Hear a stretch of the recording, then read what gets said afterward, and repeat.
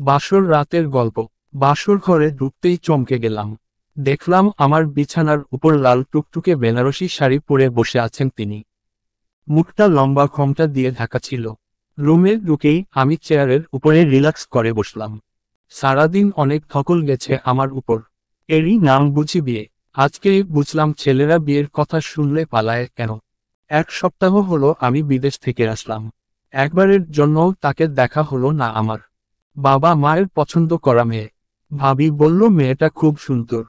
হঠাৎ ঘড়ির দিকে তাকালাম, দেখলাম রাত 2টা বাজে। তাড়াতাড়ি করে বিছানার ওপরে বসলাম। বিছানার উপর বসতে না বসতেই সে ধপাস করে বিছানা থেকে নেমে পড়ল। আমি ভয় পেয়ে গেলাম। হঠাৎ করে সে আমার পা ধরে সালাম করতে লাগলো। আমি তড়িঘড়ি করে তার হাতটা ধরে দাঁড় করালাম।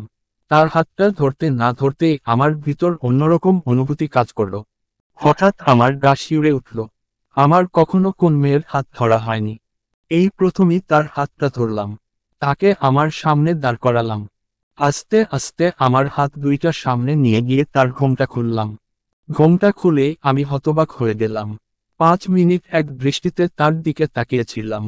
আমার সারাদিনের সব ক্লান্তি যেন এক নিমিষেই পালিয়ে গেল। এ যেন পূর্ণিমার চাঁদ আমার সামনে দাঁড়িয়ে আছে। তোর কাজল কালো চোখগুলো থেকে আমার চোখ কোনোভাবেই সরাতে পারছিলাম না।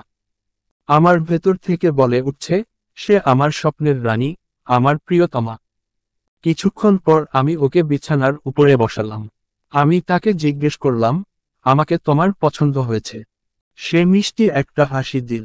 সে যতটা না সুন্দর, তার চেয়েও অনেক বেশি তার হাসি সুন্দর। মনে হচ্ছে তার হাসিতে মুক্ত চড়ছে। পুরো ঘর তার মুখের আলোতে আলোকিত হয়ে গেছে।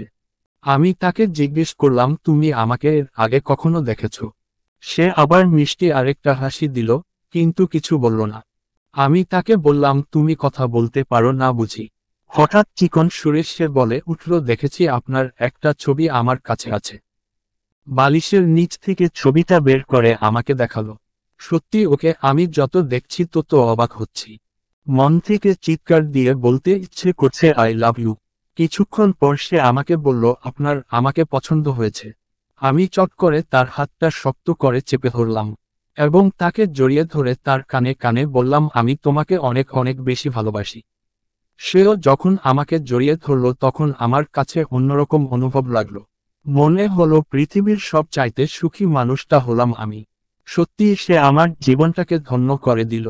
এটাই হলো আমার জীবনের প্রথম ভালোবাসা, আর এটাই যেন হয় আমার জীবনের শেষ ভালোবাসা।